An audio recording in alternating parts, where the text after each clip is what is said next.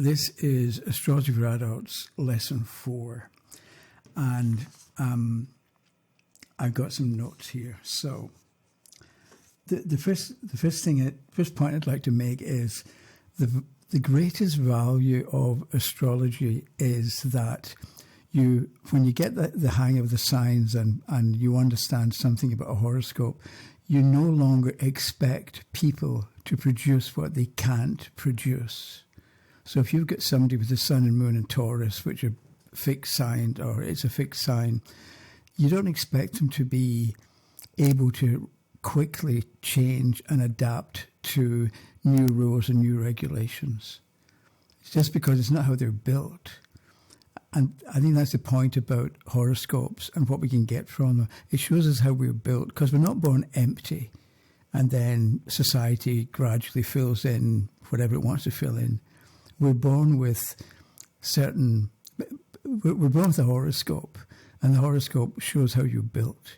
And so I think what we do is we work with what we've got and strengthen our strengths and overcome our weaknesses. Because every planet in a sign has strengths and weaknesses. It's not that people like old-fashioned or older terms like debility and fall and exaltation, and they talk about how some planets are at home in certain signs. Who cares? Every planet in a sign has strengths and weaknesses. We identify what's strong and what's weak and do something to overcome the weaknesses, not try to fit everybody into this perfect structure of how you're built and how you behave and how you react.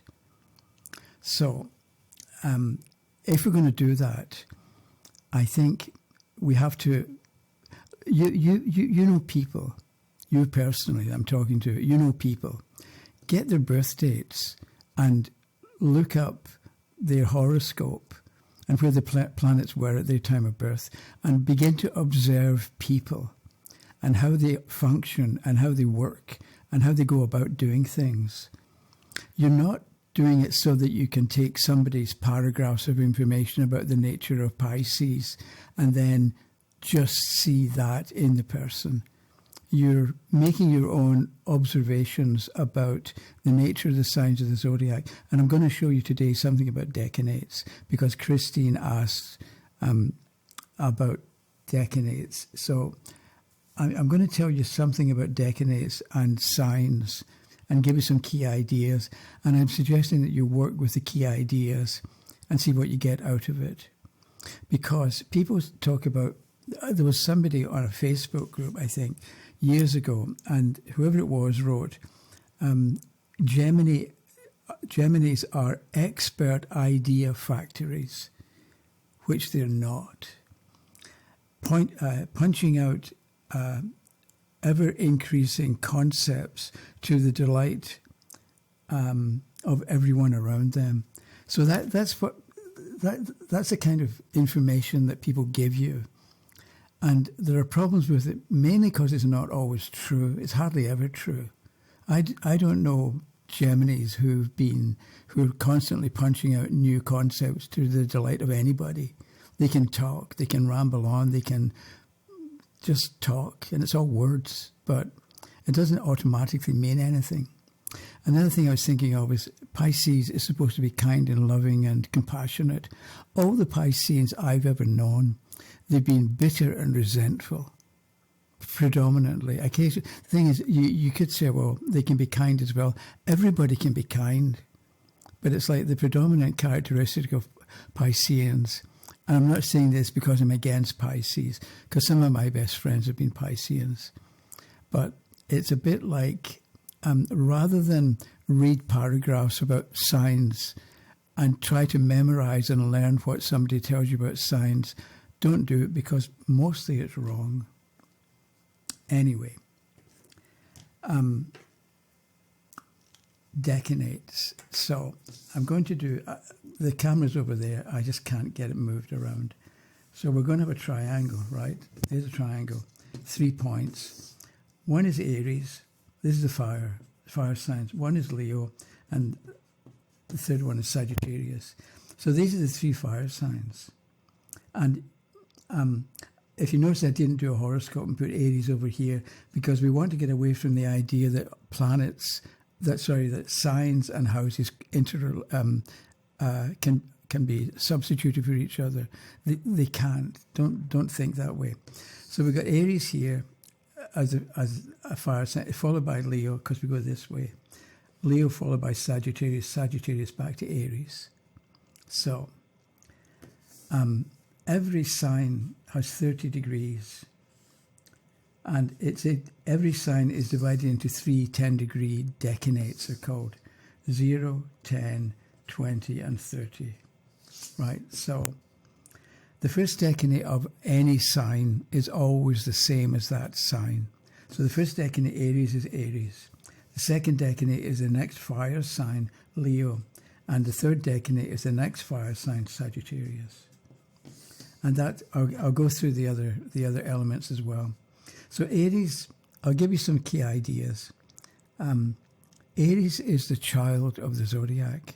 They can be childish, they can be childlike. If you want to understand Aries, study children. Because children try something and fail, it doesn't work. They don't give up. They keep going. They try again. And that's the nature of Aries as well.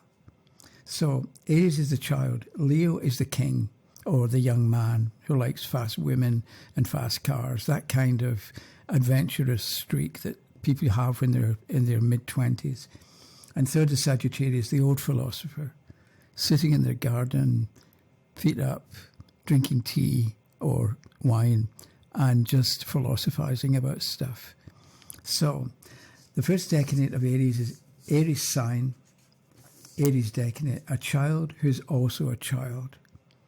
So if you know it, people think one of the other things is that when people talk about signs of the zodiac, you can't talk about signs of the zodiac because the beginning is very different from the end. The beginning is the first 2.5 degrees is the pure sign. At the very end, it's something very different because you've got Aries and Sagittarius. So the first decanate is a child who is also a child. What do you expect from them? Do you expect them to be serious and responsible and automatically do things the right way? Or if it goes wrong, you expect them to revisit it and make it perfect? No. Aries with Leo, the middle portion of Aries is the Leo decanate, the child who's also a king. So they're still childlike, but they've got an authority or a sense of maybe not seriousness, but they expect to be obeyed. And because Leo's a fixed sign, Aries is cardinal, Leo's fixed, maybe the middle portion of Aries, because it's the Leo decanate, is more stable or less changeable, less going off at tangents than the beginning is. And the third portion, from 20 to 30 degrees of Sagittarius, is Aries with Sagittarius, the child who's also a philosopher. So find some Aries charts of people that you know, or go to astro.com and find some famous Aries people, and see the difference between people born at the beginning of the sign, who are just children, and people born at the end of the sign, who are children trying to be old and serious, like Sagittarius. Then we have, let's do Earth. We've got Taurus, the farmer. If you want to understand Taurians, think about how farmers function. They get up in the morning, they go and milk the cows, or they plant the seeds, and they plough the land, and they know they've got to wait till the autumn so they can harvest. Taurus, the next Earth sign is Virgo, and the third one is Capricorn. So Virgo is the teacher. You get the farmer, the teacher, and Capricorn is the social climber. They want to reach the top, or they want to reach one step below the top because it's safer in that position. So Capricorn have safety urges. Virgo's a teacher, and you can have a good teacher or a bad teacher. You can have a teacher who looks at you, appreciates what you're like and what you need to know, and helps you get there. Or you can be a teacher who just bullies you and beats you up. And I don't know what corporal punishment is like in schools now, but in Scotland in the 1950s, we used to get the belt. It was a leather strap about this long, a foot long, sometimes with a split at the end, and it was maybe a quarter of an inch thick. And if you were being punished, you had to stand there with one or two hands out, and then they would strap you. And the maximum of 6, but nowadays it would be child abuse. But anyway, back then it was normal. So you can be a good teacher and get people to do the work by showing them the value of what they're doing, or you can get people to do the work by beating them up. So if we do Taurus, first decanate is Taurus, second decanate is Virgo, and third decanate is Capricorn. So a farmer who's a farmer, they're kind of limited in a way because they're focused on being a farmer. Between the middle port is Taurus, Virgo, so a farmer who's also a teacher. And so you can think about the teachers that you've known. Some of them were well prepared, well organised, and they had a syllabus they were working to, and they could make adjustments when things weren't going well. But some of them were just not like that. So think about Virgo, the teacher, and Taurus, the farmer, and then at the end you've got Capricorn. Capricorn's VS, right? Very serious, Capricorn. So a farmer who's also a businessman, who's also more business-like, and focuses not just on planting the seeds, but setting things up correctly so that the whole system will work, so the whole farm will work. And then if we go to, I should have done this with the last one. If we go to Virgo, right? So first decanate Virgo is Virgo, a teacher who's a teacher. Middle portion, Virgo, Capricorn, a teacher who's also maybe more ambitious, because Capricorn's ambitious. They're more concerned with rising up. So maybe Virgo is happy to be a teacher and teach in the class. The middle, the Capricorn decanate can be the person who wants promotion. They want to become not just a teacher, they want to become the head of the department. So you look at the people that you know and you think about maybe what they're supposed to be like and what they are like, and you wonder why, what's going on, why is it that, or what is it in the horoscope that gets somebody to want promotion? And maybe the Capricorn decanate of Virgo in its own way, or it could be no matter where you are, you want to rise up in some way within the organization. And then the third portion from 20 to 29 or 30 degrees of Virgo is the Taurus decanate. So they're a teacher who's also a farmer. And the other thing is, I'm just adding more information here. You think about the moon position. The moon is how you think. It represents a mental personality. So if you've got the moon in Virgo, you think a certain way at the beginning of Virgo. Then if you've got the moon at 15 Virgo, it's in the Capricorn decanate. Are you more ambitious? Are you more aware of safety urges? Are you more aware of how you might need to protect yourself, depending on how things go? Whereas the first decanate just does it because it's the work that has to be done, and you do it. And you deal with problems later, maybe. But with the third part, you've got the Taurus decanate.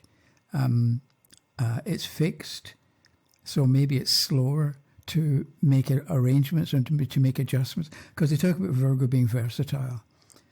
Forget about perfectionism. They're versatile, and they adapt. They're adaptable.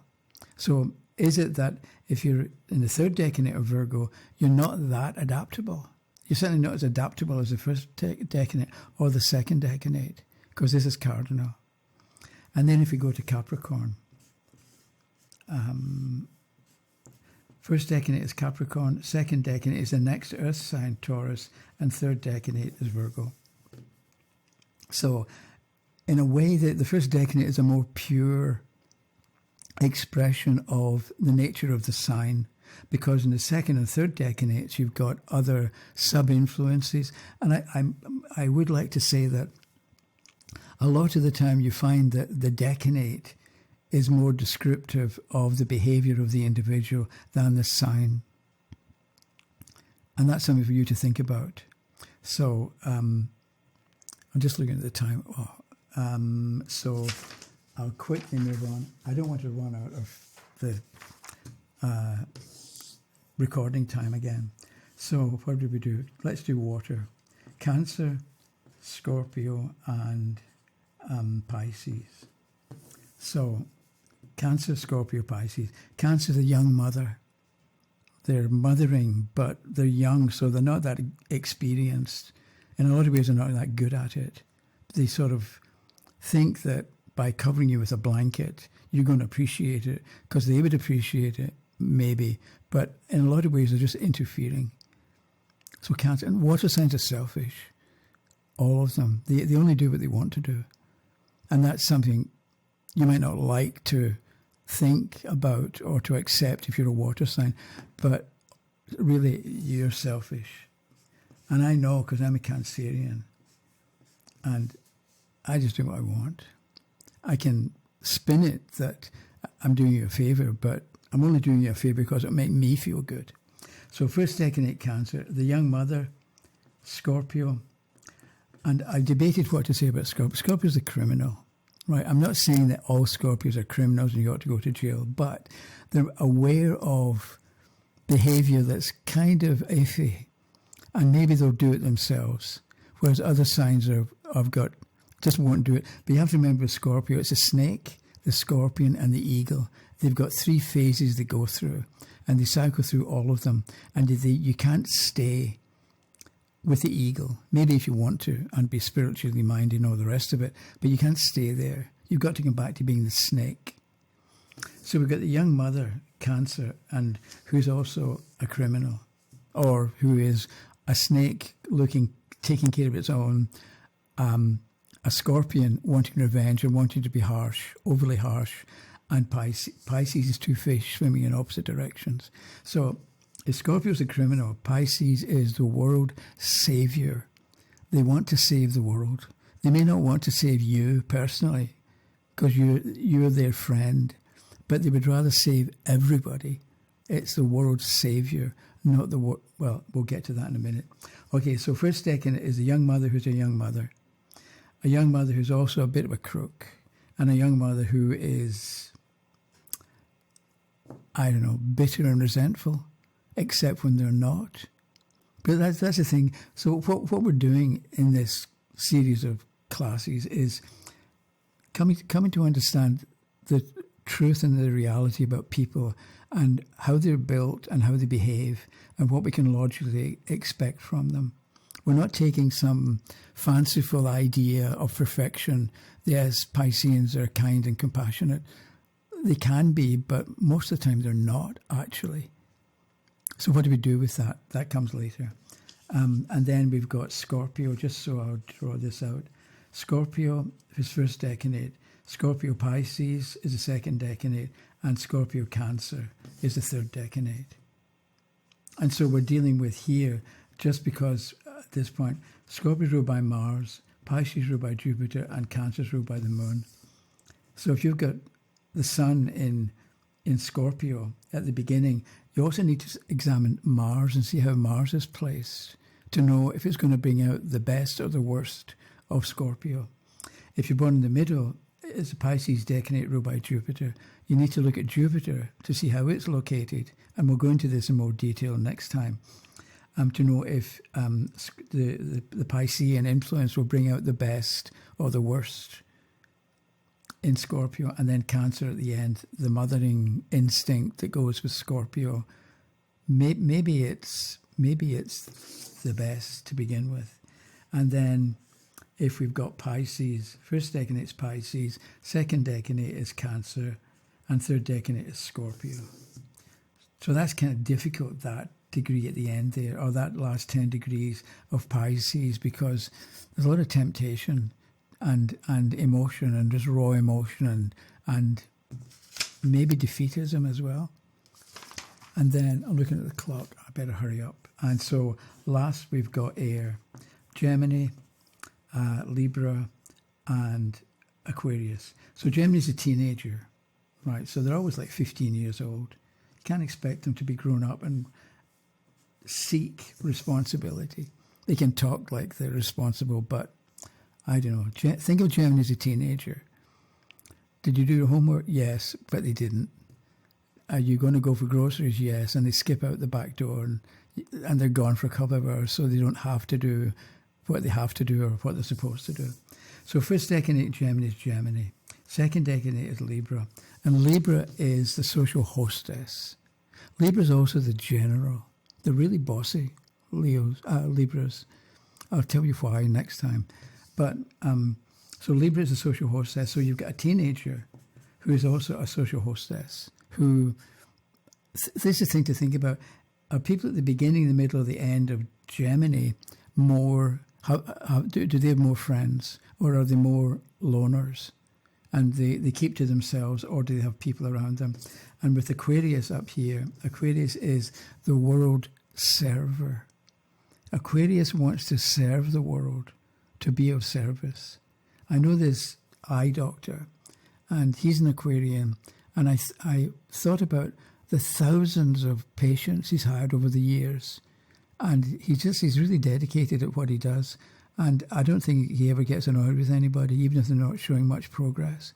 He wants to serve the world. It's in his nature to be of service to the world. Whereas it's not in my nature to be of service to the world. I just want what I want. Okay, so, and then the third decanate. So Gemini's I think, Libra is I seek balance, and Aquarius is I know. At this point, I'm running out of time, so I'm going to go back to, I'll put a link or information in the description. Aries I am, Taurus I have, Gemini I think, Cancer I feel, Leo I will, in the sense of my will be done, Virgo I analyze, Libra I seek balance, Scorpio I desire, Sagittarius I see in the sense of I understand, Capricorn I use, Aquarius I know, and Pisces I believe. So I'm going to, the camera's going to shut off, and I don't want that to happen. So I'll leave it at this point for the moment, and I'll come back in a few days with lesson 5, and we'll take a look at how we can apply decanates in a horoscope with Paul McCartney and what we get from his chart. That was it. Thanks for watching, and I'll talk to you again. Okay, bye-bye.